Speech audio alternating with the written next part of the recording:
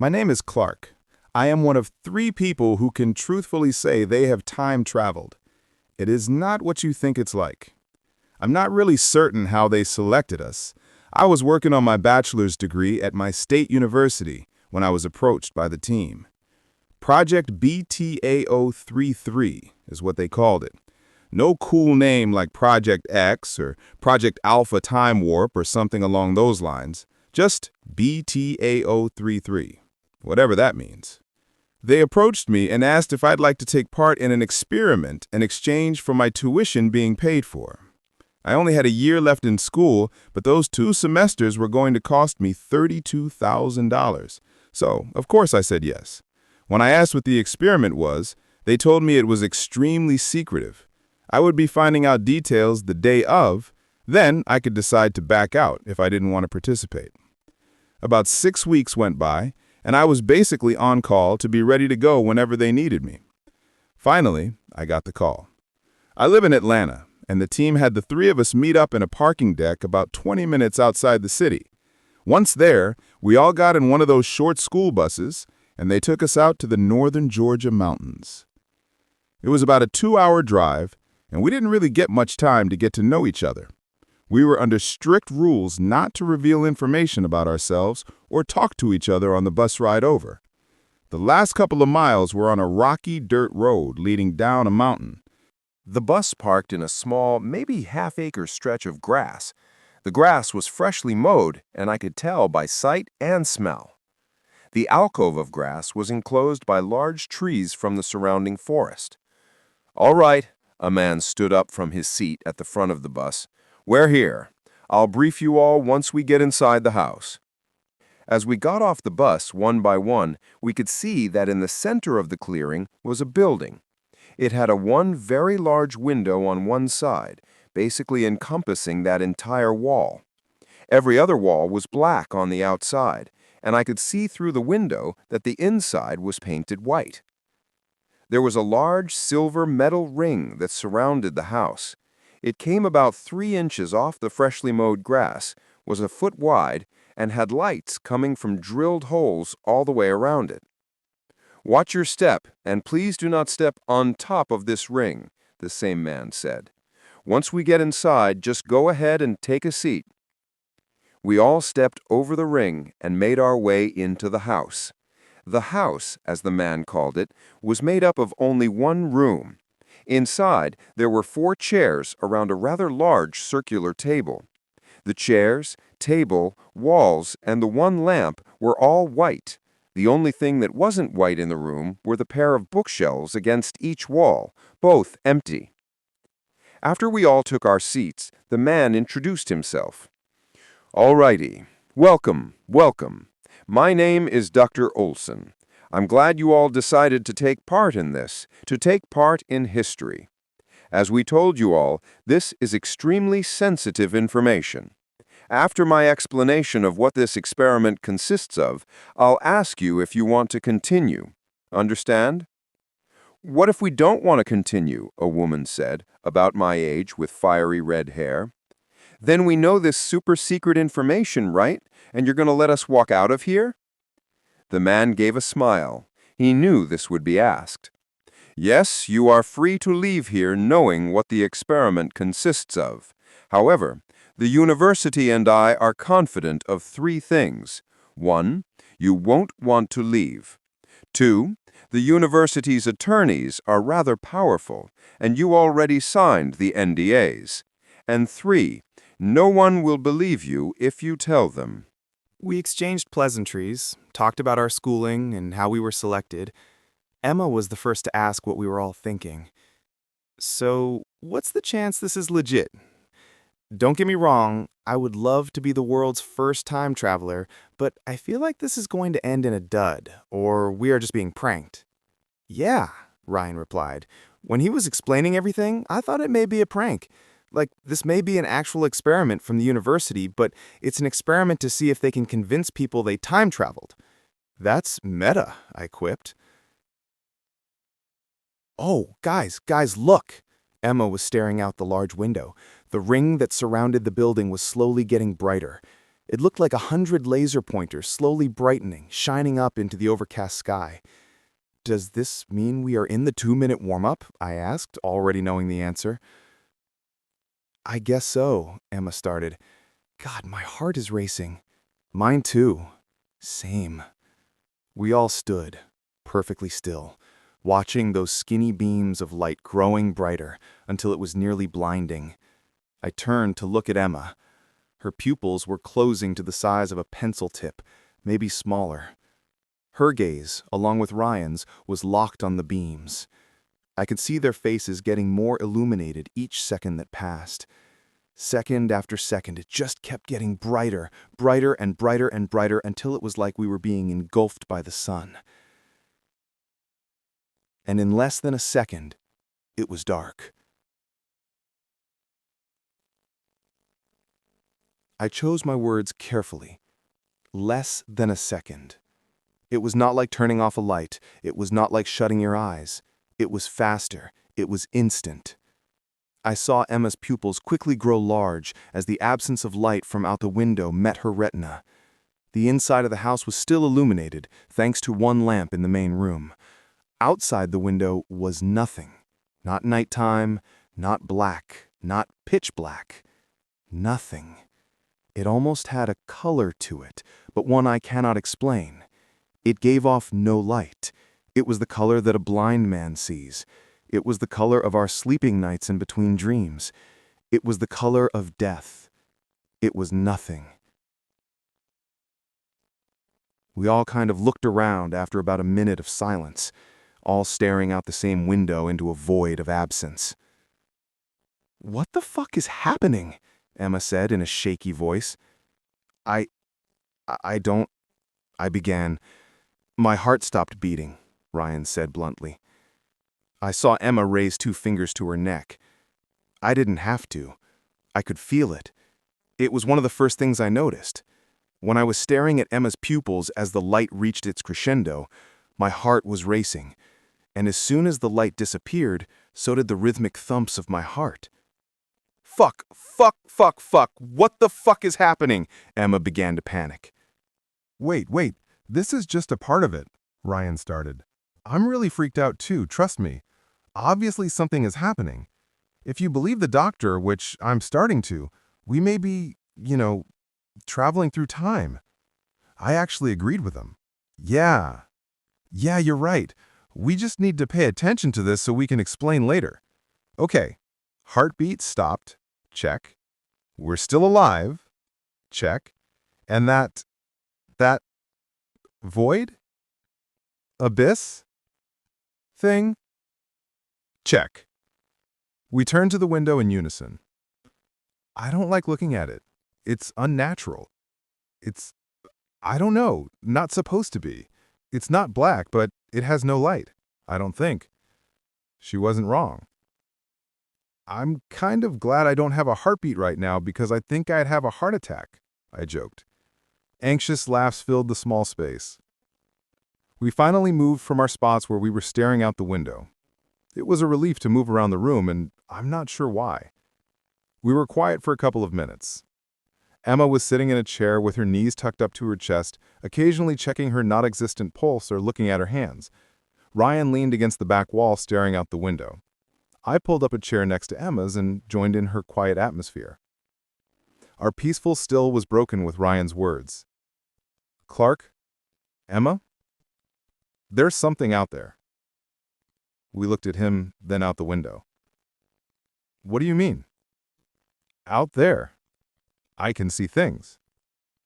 "Your mind is playing tricks on you. Like when you're in a pitch-black room, your mind will make you see lights and shapes and stuff?" I said. "No," he countered. "It's there. Look out there. You can see it. I don't know how to describe it. Just look." Emma and I both turned our attention once again to the emptiness. It was still. It was quiet. It was unmoving. Abnormal. Yet it felt like it was meant to be there. Like it was at home, and we were its intruders. "I don't see anything," Emma said. "Me either." Ryan continued to stare out, unflinching. Emma and I stayed at the table, fiddling with our fingers and nervously finger-tapping. I'm not sure how much time had passed before the silence was broken. All I know is it felt like a long time. Maybe an hour? Maybe 2? "Well, this is taking quite some time, isn't it?" Emma said. "Seriously, I feel like we've been in here for a couple of hours," I responded. "No, not even a second has passed," he said. Emma and I glanced looks of confusion at each other. "What'd you mean?" "Not even a second has passed," he repeated. His gaze was still locked on the void. "Time doesn't pass in here. When you look into it, you see, no time has passed, no time will pass. When you look into it, it all makes sense." Emma and I locked eyes once again, yet this time it was less confusion and more terror. I spoke up. "Come on, man, stop messing with us." He did not reply. He did not blink. Days passed, I think. Emma and I sat and talked a lot. We did not grow hungry, tired, or thirsty. We did not have to use the bathroom. We came to a few realizations. One was that there was no temperature in the room. It was an absence of any heat or coolness. Air was non-existent. After roughly 12 hours, or so we estimated, our bodies began to not breathe automatically. We didn't need oxygen. The other realization was about that void. Ryan had been staring off into it for the entirety of our stay, save for the first couple of minutes. He has not moved. He has not blanked. Sometimes he mumbles something about time or the universe, but most of it is gibberish. Emma and I decided that maybe something is in there. We can't see it, but Ryan can, and it's driving him insane. We decided it's best not to look at it for too long. After weeks of being stuck in that room, Emma and I were growing increasingly restless. We started arguing about little things and eventually stopped talking altogether. Sometimes I would hear her sob, trying to be quiet. I spent a lot of my time crying as well. No tears could come out, though. Emma and I ignoring each other was halted one day after Ryan simply stated, loud and clear, "I'm going out." It was the first time Emma and I had even looked at each other in a couple of days. It was the first Ryan had spoken coherent words in weeks. He did not look at us when he said it. And for some reason, neither of us protested. Maybe out of boredom, depression, or curiosity, we did not stop him. He walked over to the glass door and stood for a moment, never taking his eyes off the emptiness. He spoke to us, still facing the nothingness. "I'm going to learn its secrets, its power. I will become a god, and it welcomes me." He opened the door. He reached his hand out into the void. It looked like an optical illusion. Exactly where the doorframe was, as soon as he broke through that plane, his hand disappeared. All I could see was his wrist with nothing attached. He brought his arm back inside the room. His hand was missing. There was exposed bone, flesh, and tissue, but he did not bleed. He did not scream. He smiled. Then he walked out into the void, looking like a ghost walking through a wall. Emma and I stared in horror. She ran over to me and we cried together for a while. She said 7 words to me through thick sobs that chilled me to the bone, the first real sensation I've had since coming here. "Are we going to be here forever?" Okay, let me just start off by saying that I know damn well that none of you are going to believe me. After all, at this stage in time, the idea of time travel is just barely moving from something which is shunned by the scientific community and world in general to its infancy of being taken seriously. And you have so many people who LARP as time travelers who truly aren't, even right here on Reddit. Hell, the time travel subreddit is full of them. But regardless of whether you believe or not, I assure you I am a real one. I will say right off the bat that I won't give you my real name for the simple reason that, well, I'm actually alive right now in 2023. To be more specific, the past version of me is alive right now, and I can't afford to let history change, for reasons I'll go into in a minute. I also won't get into much information about the future in relation to things such as politics or such, so please don't ask. But I suppose I should give a few rather vague details which may help convince you as time goes on that I'm telling the truth. It may help convince the right people that my warning is real. For starters, less than 2 or 3 decades from now, not only have the cures for cancer and other major debilitating diseases been found, but they can be administered from a simple vaccine shot. In a way, the pandemic we went through helped accelerate their development. We also end up making death itself more of a choice than an inevitability. Life extension research being conducted right now leads to both the ability to live for centuries, if not longer, but also retain our youthful bodies for as long as you wish. Which means many of you reading this might still be alive in my time. I was one of those who jumped on the bandwagon after they finished working the bugs out of it. I mean, imagine having the body of yourself in your 20s with all the knowledge and wisdom you accrue from living so long. Not to mention being able to do all the things which a single natural lifetime wouldn't allow. It gets some pushback at first by people who worry about living beyond a natural lifetime. Gasoline is banned by the halfway point of this century, but synthetic fuel means people aren't forced into electric cars, which I was extremely happy about because it meant I could keep driving my Cadillac DeVille around. Although many people get hooked on the flying car craze that happens toward the end of the 21st century. Not me, though. I prefer staying on the ground. Trust me, mid-air accidents are not pretty. However, space travel took off after the Artemis missions put people back on the moon a few years from now for you guys. And once the moon base and spaceport was constructed, well, it was off to the races from there. Vacations to planets like Mars, along with planetary moons such as Europa and Titan, become regular occurrences, even for those not so wealthy. And as for time travel, well, that took a little while longer than anticipated to actually work on. And that's the reason why I'm writing this now. You see, there were many discussions that happened as people began to take time travel more and more seriously. Not only to the future, which could already be done with time dilation, but to the past. It almost became as much of a race for every country in the world as the space race in the 60s had been. Everyone wanted to be written into the history books for eternity as the ones who finally invented the ability to travel through time itself.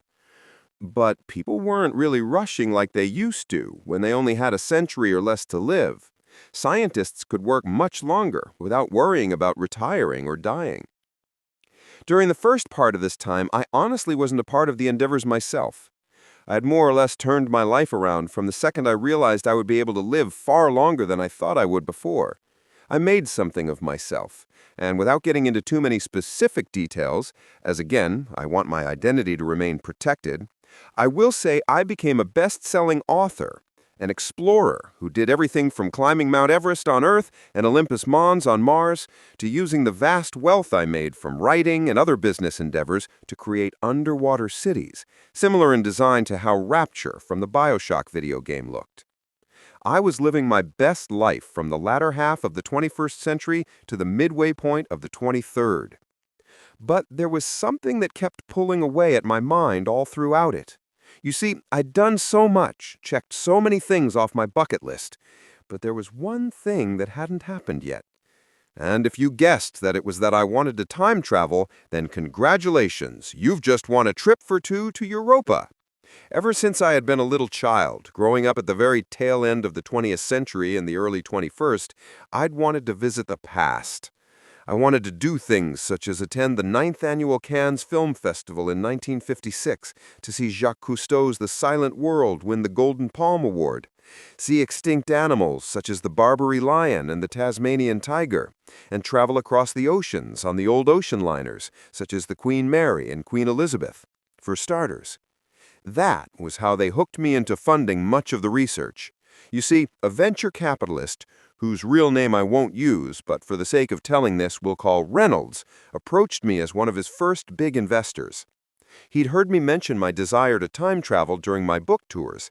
Hell, I'd actually written an entire book series about it. That's why when he called me that day, I immediately shot straight up in my chair, paying close attention. "Son," he said over the video screen on my desk, "I've known for a long time now that you want to visit the past."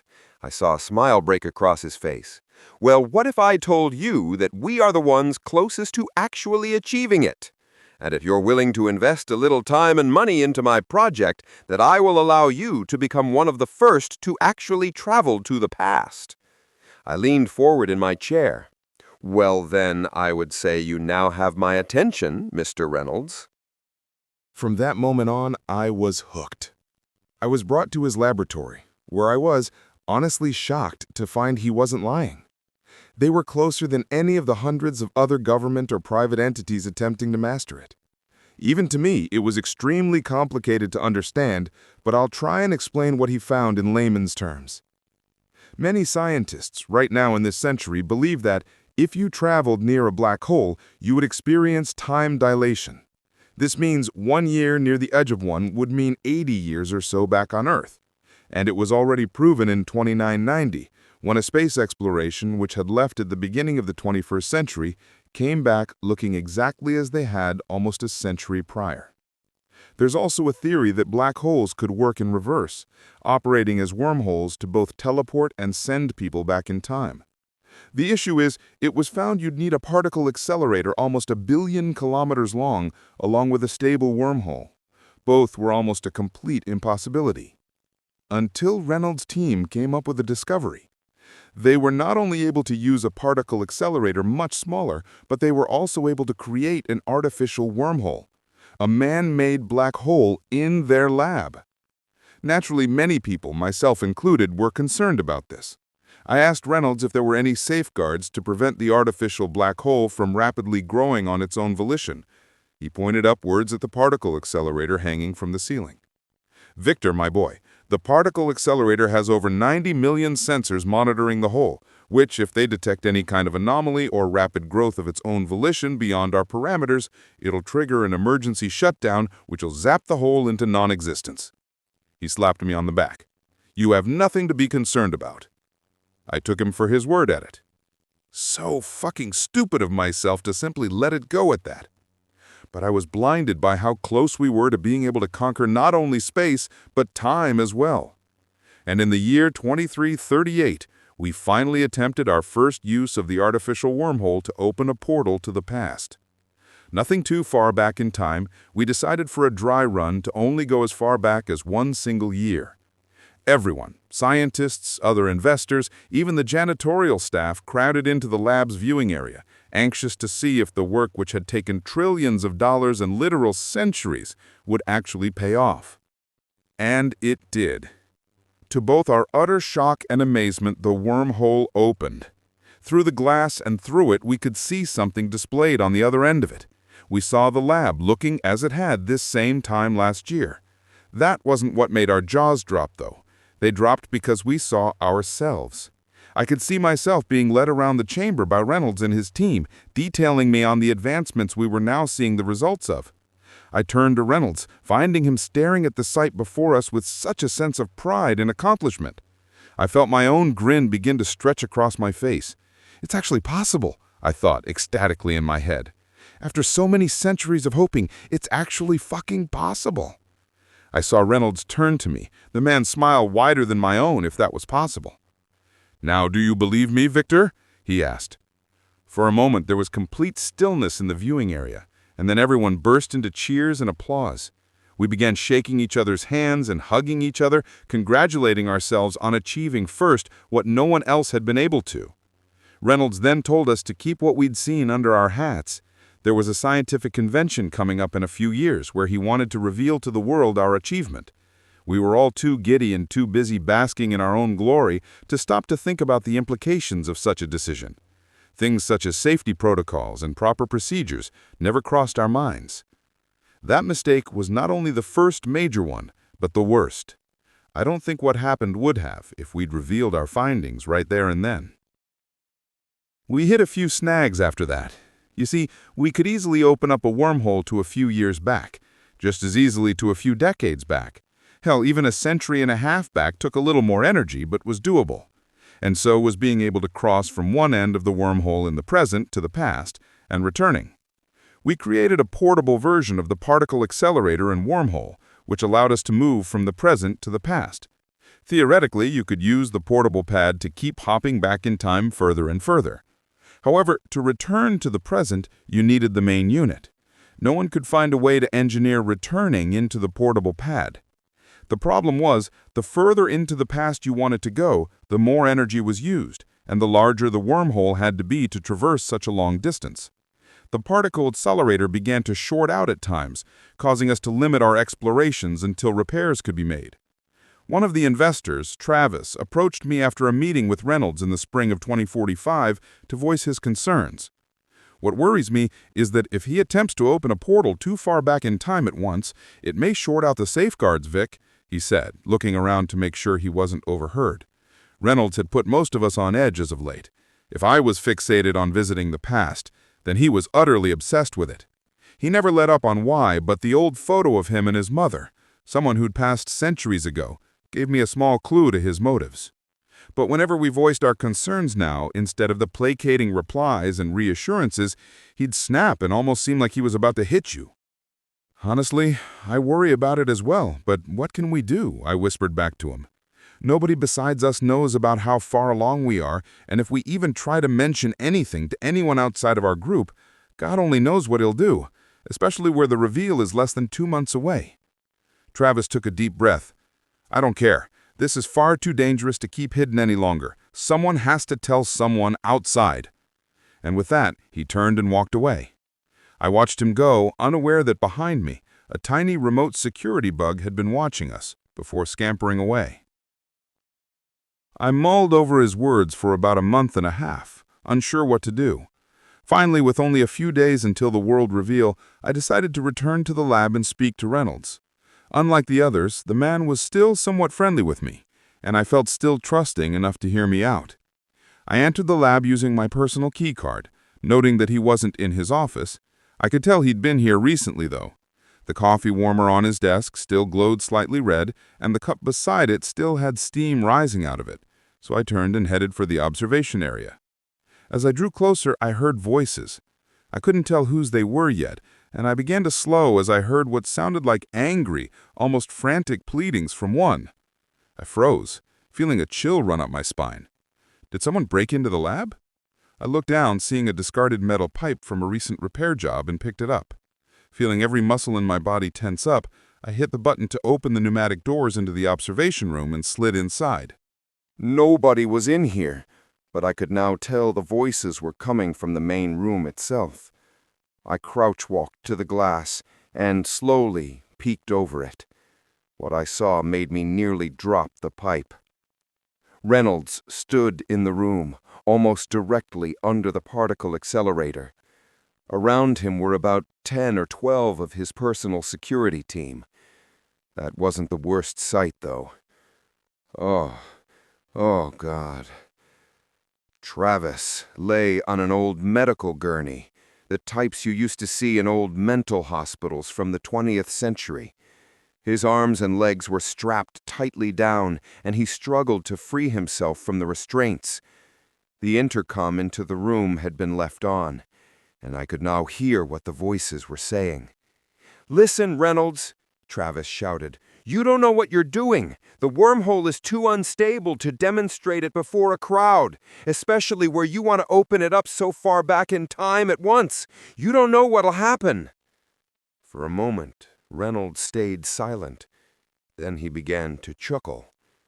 It wasn't a normal laugh, though. It sounded absolutely insane. I've seen, quite literally, millions of horror movies in my lifetime and heard so many insane, evil laughs. Hearing one for real, though, made me shudder. He began to speak back to Travis quietly, too softly for me to hear. But whatever he said made a look of complete horror fall over Travis's face. "Oh, my God," he moaned out. A feeling of dread began to course through me. Even though I didn't know what Reynolds had told him, I knew it wasn't good. The man patted Travis on the shoulder and finally said something I could make out. "You'll be the first, Travis.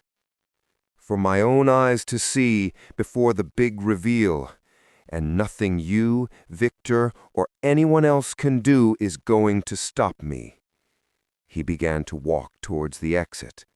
"Goodbye, Travis," he said, and then exited the lab. I knew where he was coming now. He was coming to the observation room, and God only knew what he'd do if he found me here.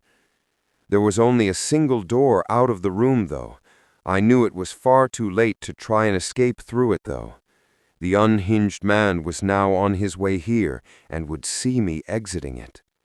A rather large air duct with its cover off for repairs caught my eye, and I set down the pipe as I heard voices approach the door.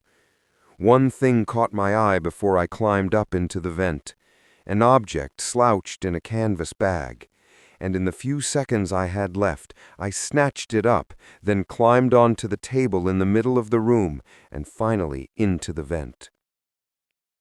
I made it just in time, as I heard the pneumatic doors open less than a second later, and saw through the opening Reynolds and his goon step in and up to the glass. A moment later, the lights in the lab began to flicker and weaken. Horror as palpable as I ever felt surged through me. He's turning on the particle accelerator to open the wormhole. Through the glass, I saw Travis struggle in vain to break free. Below me, I heard Reynolds let out a low, evil chuckle. Then he turned to the man to his left. "Do it," he said flatly.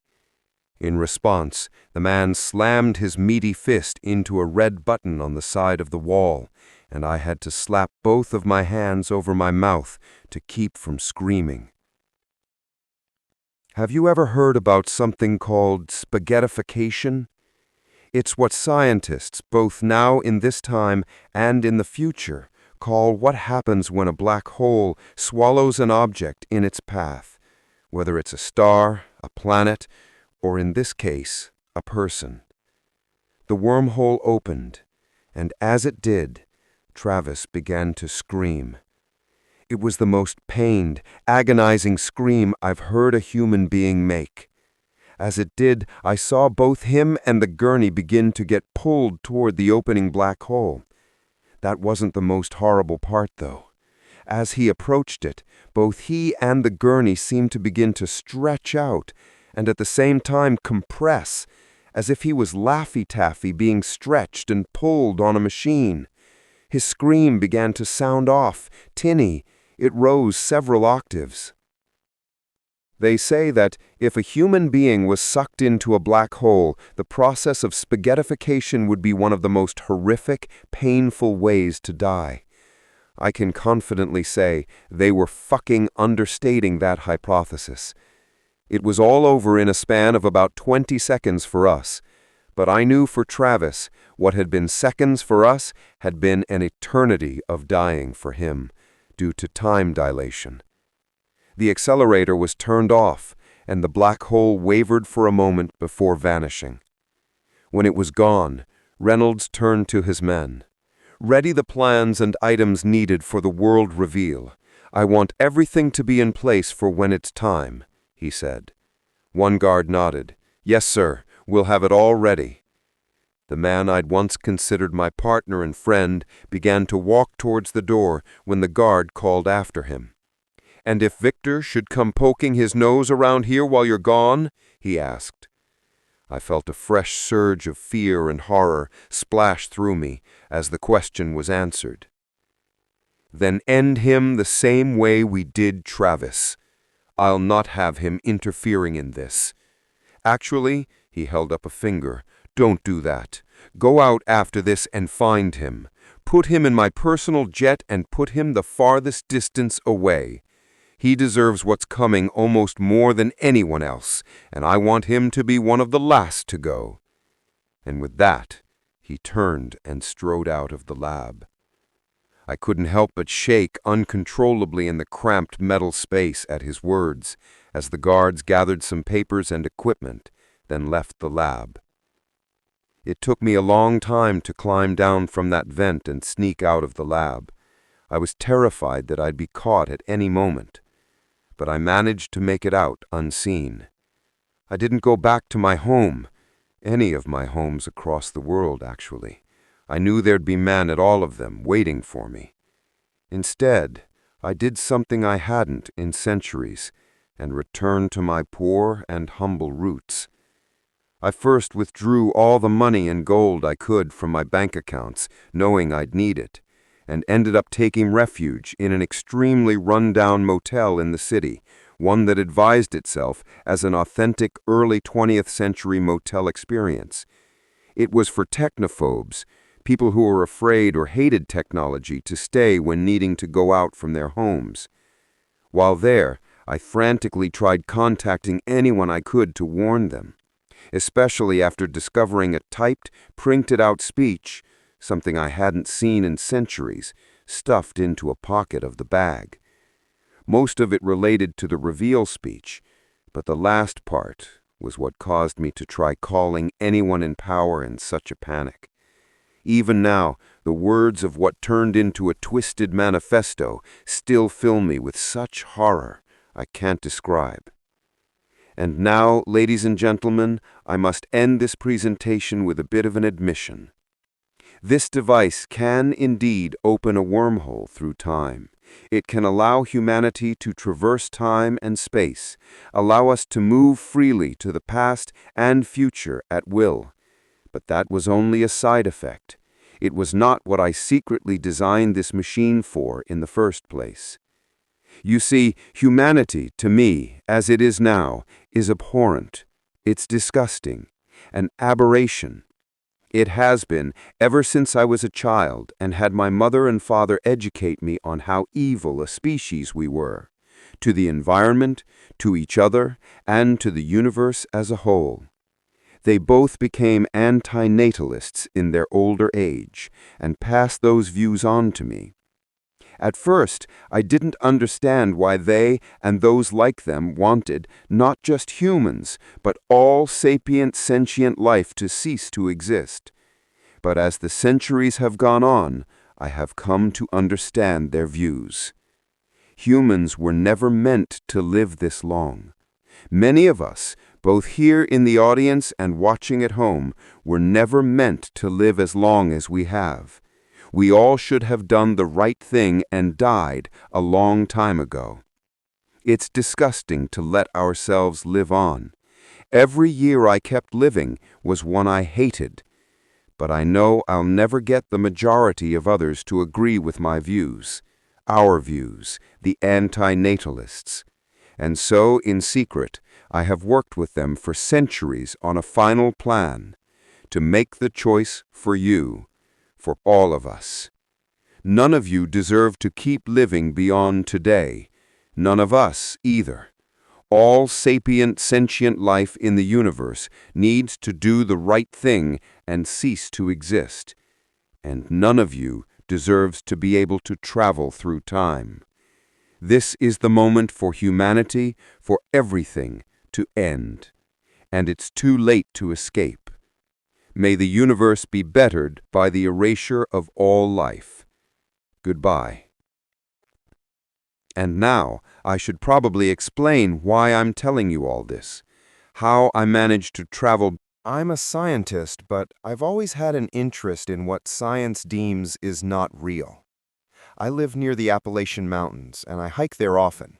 I probably know all of the legends from that area, so when work calls me to different regions, I always spend time learning about their local legends too. I don't know if I really believed any of these stories, just because history is so often misinterpreted. About a month ago, I was called to Romania. It was really out of the way, and I don't usually go to Europe for work, but Romania is a beautiful country, and I would never turn down this opportunity. As I was packing, I debated bringing my journal, where I keep track of the legends I learn about. I was torn.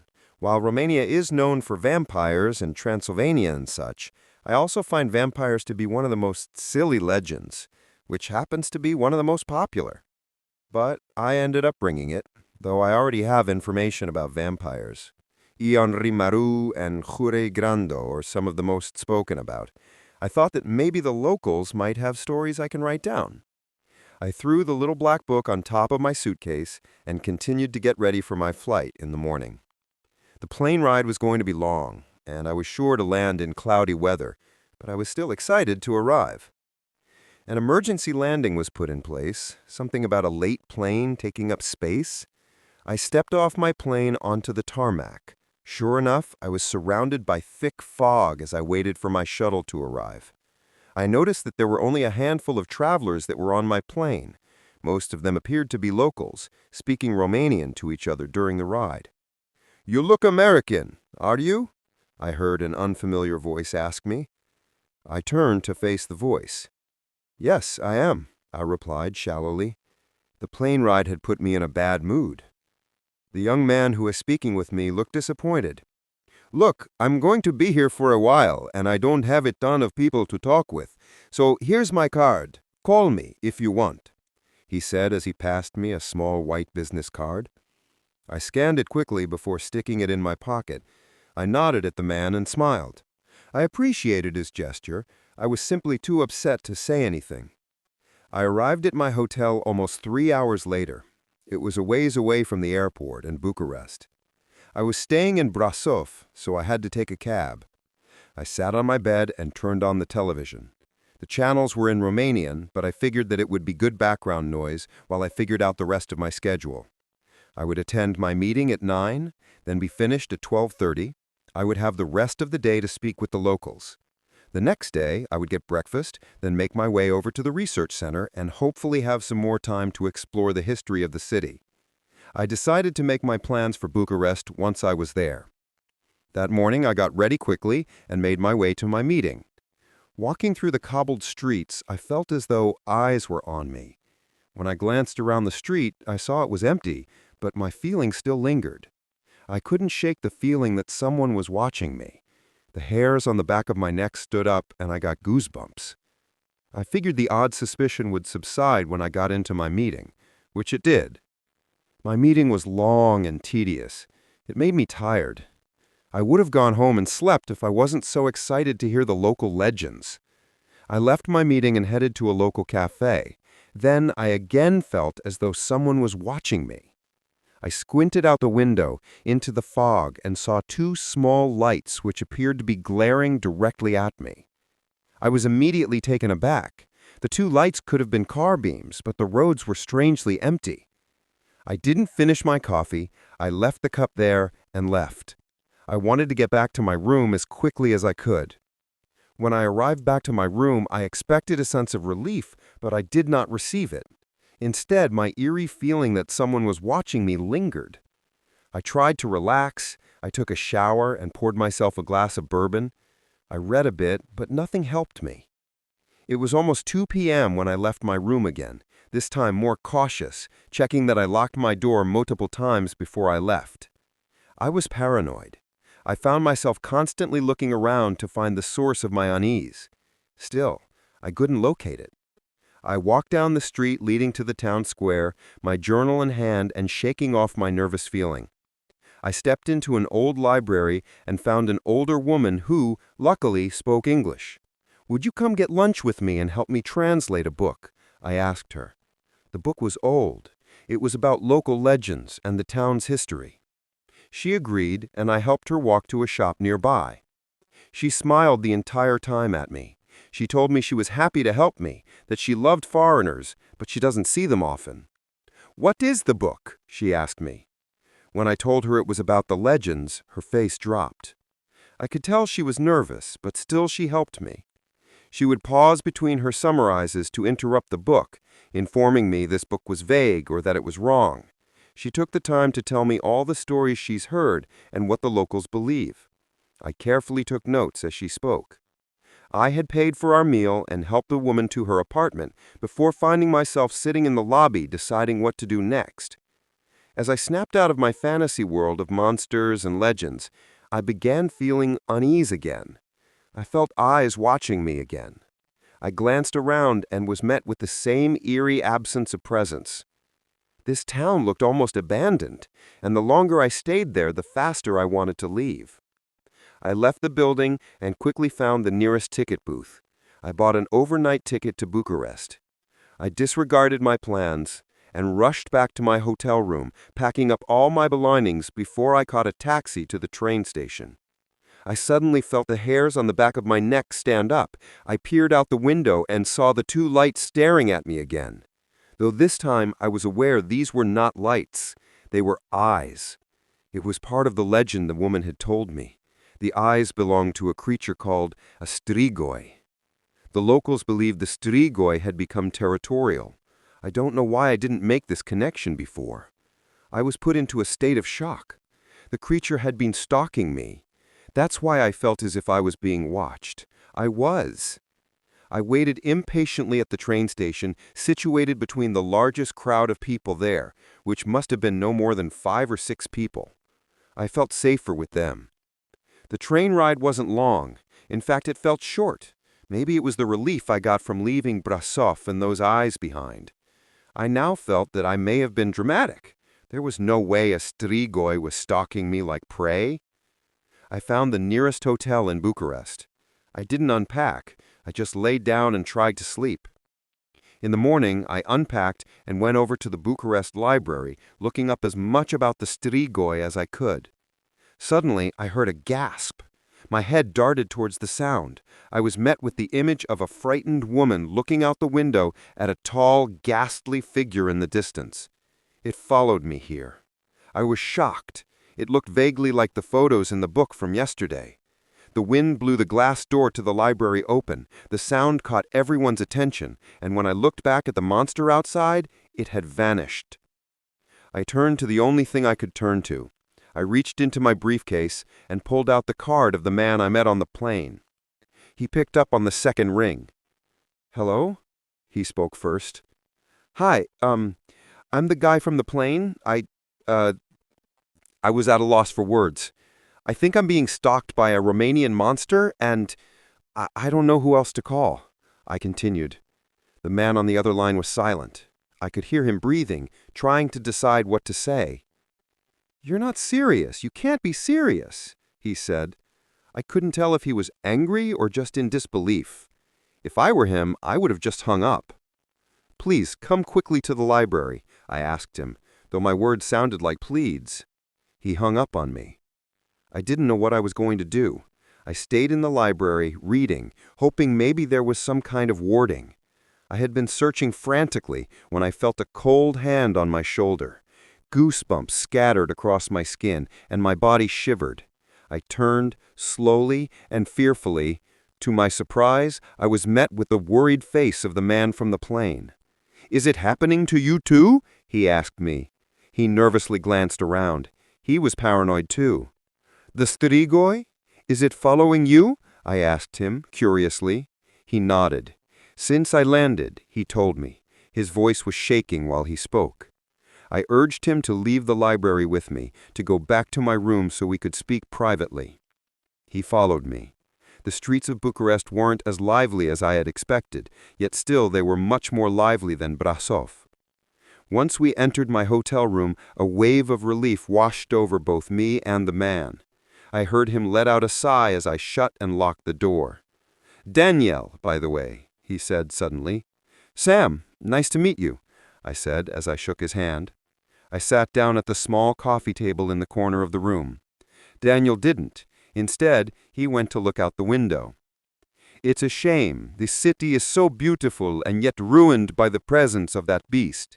He pitted himself as he spoke. "My life will never be the same, assuming I live long enough to get out of this abysmal city. Daniel, you're going to live. I'm not going to allow the strigoi to come near either us, let alone kill us," I said, trying to put a stop on his rampage of despair. Daniel had just started to formulate his response when he heard a knock at the door. "I'll get it." Daniel walked across the room, opening the door. I paid this no mind until I heard a bizarre gurgling sound. I leaned back in my chair to see Daniel's limp body wedged between the doorway, his blood spilling into the hotel hallway and his head nowhere in sight. I was frozen. I didn't. I'm from Connecticut. I was in a long-distance relationship with a girl from Georgia and would often make road trips down to visit her. I don't really mind. I love road trips. I've driven across the United States and back, all on my own. There's just something about traveling the highways of the U.S. by yourself that's just so freeing. To save money, I would sleep in my car. It's not so bad. It's basically camping. In a metal tent. Makes you feel like you're really roughing it. I just recline the seat back, keep my key in the ignition just in case, and doze off. No, I don't put anything up to block the windows for privacy. Maybe I should have. The trip down south is a comfortable 2-day drive. My stop would usually be somewhere along the Virginia-North Carolina border, so for my previous trip, that's exactly where I stopped that night. Rest stops were often less trafficked, and thus quieter than truck stops. Normally, I would have stopped at a Love's, but I was so tired that I settled for the first rest stop I saw. It was oddly vacant that night, with only a couple lone cars sitting forlorn under the amber street lamps. Most likely travelers with the same idea as myself. I pulled into a parking spot away from the others, under the shadow of a tree and far from the street lamps. I figured I would have more privacy there, as opposed to being bathed in light. So I did my usual thing, locked my doors, opened the window just a hair for ventilation, kept my key in, reclined the seat, and went to sleep. I was never interrupted on any of these car camping nights, so I never suspected anything on this one. Then, a sharp tap woke me up. At first, I thought I had heard it in my dream. I opened my eyes, a bit confused. Since I was leaned back, I was facing the ceiling and couldn't see anything. I hear another tap, like a tiny object hitting a hard surface. It came in an irregular rhythm. Was it raining? Was water dripping onto my windshield? I'm under a tree. Maybe something fell from the branches. Maybe a squirrel or a bird was dropped something. What if a squirrel was climbing around my car? Or what if it wasn't an animal? The thought occurred to me that it might very well be a person poking around outside. What did they want? Were the doors locked? Yes. The keys were in the ignition. I can leave in an instant. Still, I lay there completely still, pretending I hadn't heard anything, hoping whoever it was, they would leave me alone. It was better not to find out. I was too afraid to find out. It was better to stay here in blissful ignorance. Still, the tapping continued. I had to do something. There was no way I was just going to stay there. I had to look. My heart was pounding. In that moment, it was deafeningly loud. Whoever was out there could probably hear it. I decided. I was going to look. I was going to raise my head up and see what was making the noise. So that's what I did. What met my eyes sent a jolt through my entire body. Every muscle fiber locked up in pure shock at what I saw. The faint glow of the street lamps cast just enough light for me to make out what I was looking at. There in the windshield, staring directly at me, was a face. Someone I presumed to be a woman was lying on my hood, her face pressed right up against my windshield. Her face was completely still, locked in a permanent grin. I froze in overwhelming terror. The eyes I stared into appeared to have rolled back, showing only the whites. The nose was turned up, pressed painfully into the glass. The lips stretched wide, revealing horrid, rotten teeth. Even in the darkness, I could tell her skin was sickly pale, contrasting her long, filthy black hair. Whoever this was, she was clearly not in her right mind. I don't know how long I sat there, too afraid to move. Finally, I got a grip on myself and shot my hand to the ignition. It turned over, making, in that instant, the most beautiful sound I ever heard. For a split second, I was afraid I might be caught in a horror movie scenario, the one where the car won't crank as the killer approaches. Thankfully, I didn't have to worry about that because as soon as I stopped, the woman leapt off, landing on all fours. Seeing my opportunity, I shifted into drive and gunned it, right as I saw her reaching for the driver's side door. With my foot on the gas, I sped out of the parking lot. Behind me, I heard her let out a piercing shriek like that of an animal. I looked in my rearview mirror, and for a split second, I thought I saw her chasing me, running on all fours, her black hair swinging wildly around her. I couldn't get a good look as I rounded a curve in the road leading out of the rest stop and merged with the highway. There, I picked up speed and drove through the night. I did not dare stop again until I saw the morning light. I am using this phone to type this to anyone who is reading and anyone who can help me. Anyone who is reading, someone, anyone. Let me explain. Ever since I was 5 years old, I was able to do something incredible. Nobody ever believed me, and at first I thought I had a really vivid imagination. I can travel anywhere, to other worlds by only creating a photo in my mind. Whatever I see projects in front of me, and I jump to the universe that closest resembles my picture. It first started at my 5th birthday when my parents bought me a puppy for my birthday. I did not want a puppy. I wanted that beautiful red bicycle I saw at the store. I was fueled by the bad, ungrateful attitude I had, where I would be angry and throw tantrums when I did not get what I wanted. I ended up seeing a window in front of me with the bicycle. My imagination was powerful, so I reached out and tried to touch it and pulled through what I can remember as a portal. It felt like a dream, and I did not quite understand what was happening. I suddenly relived the day from the beginning, and instead I received the bicycle for my birthday and had vanilla instead of chocolate cake. Slight difference. It wasn't something I could really maintain for a long time, so once I went to sleep, the following day I would wake up to my original reality. I was really disappointed when I woke up and there was a dog sitting on my bedroom floor. At first it seemed like a dream until it kept happening. Once I had some more common sense when I was 10 years old, I started to paint the picture of my desires intentionally and end up temporarily living the life I wanted. I practiced and became more aware that I had a really interesting ability. The only downside at the time seems to be that it was temporary. Either way, it was fun, and I got a glimpse of living the life I wanted for small periods. It became my escape and made me happy for a small time. This became my favorite activity, and I spent most of my time doing this, perfecting it and getting really confused about how fluid my identity and reality really was.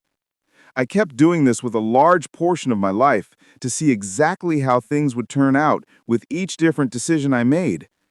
I just wish I could stay longer, but as soon as I was tired, I could no longer keep the window open. This was creating a certain psychological issue where I couldn't face hurt or disappointment and became more obsessed with changing that reality. No personal growth whatsoever.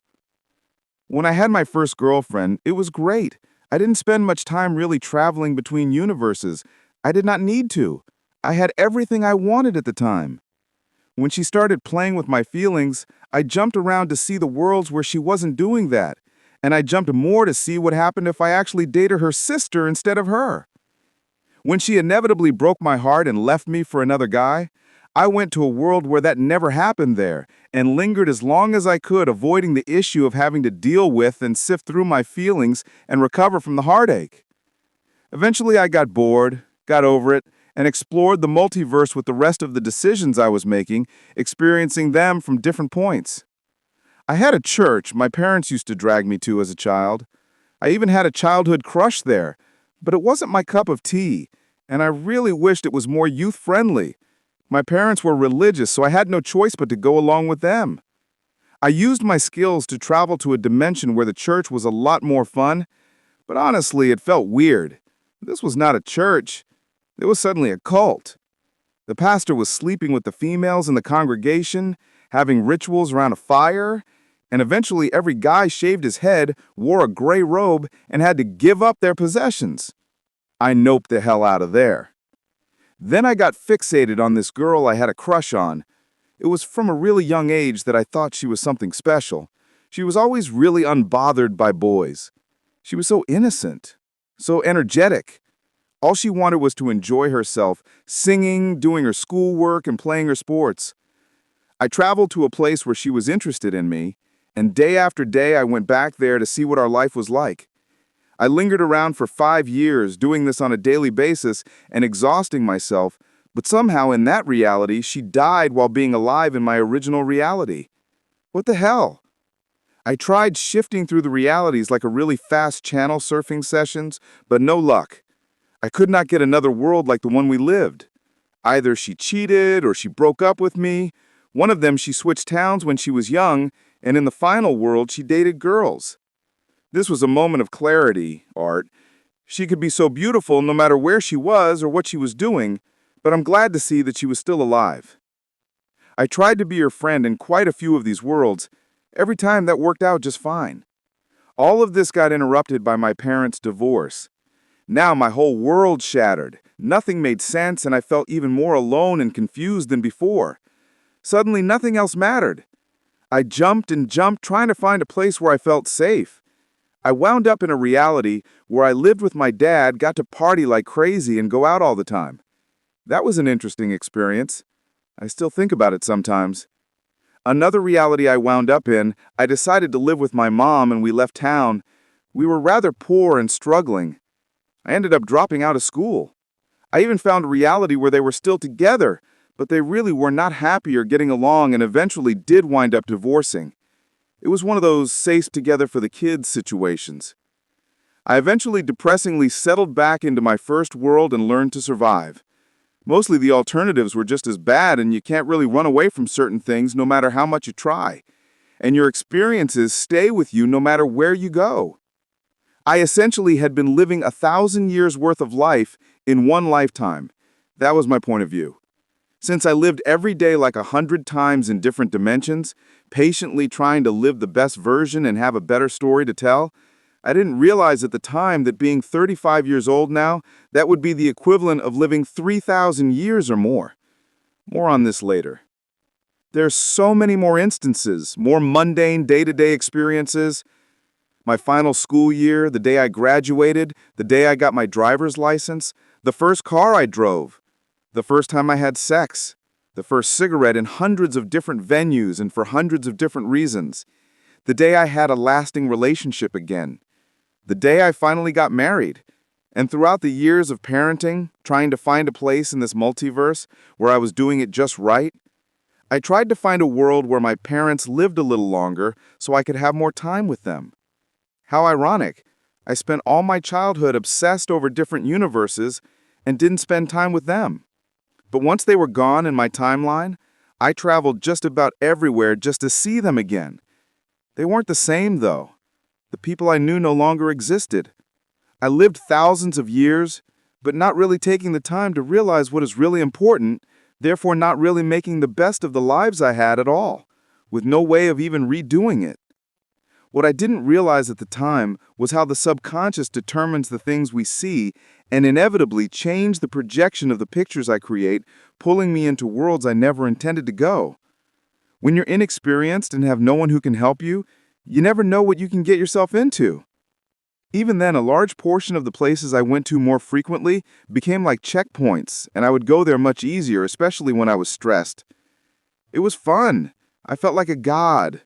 I would be going through realities like flipping through a TV channel, channel by channel. After a while, it became easy, and I would linger at the places I loved the most. I thought I was the only one who did all the special kind of things.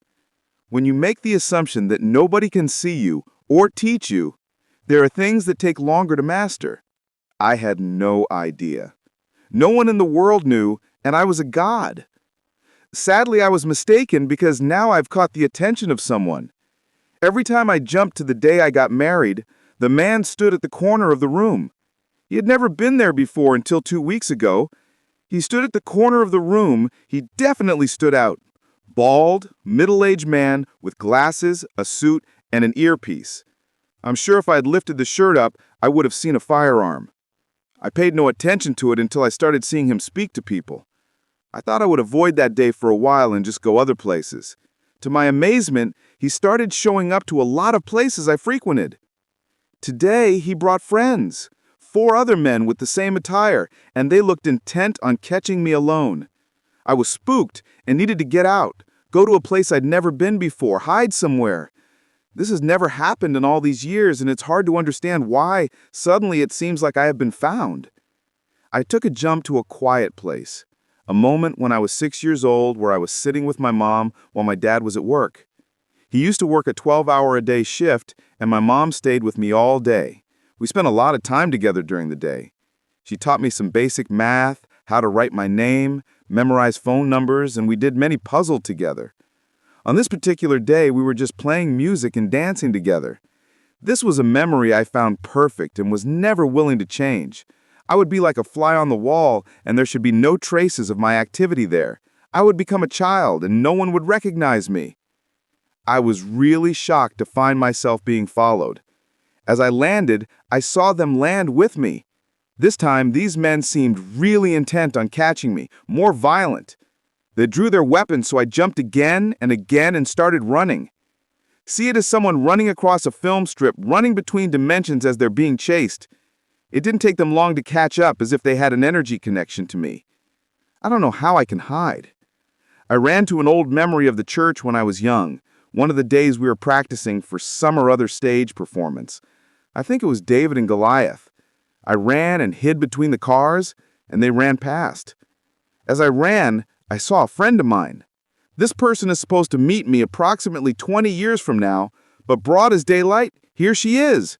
I ran to the car where she honked at me and told me to get in. "Catherine, what are you doing here?" I asked,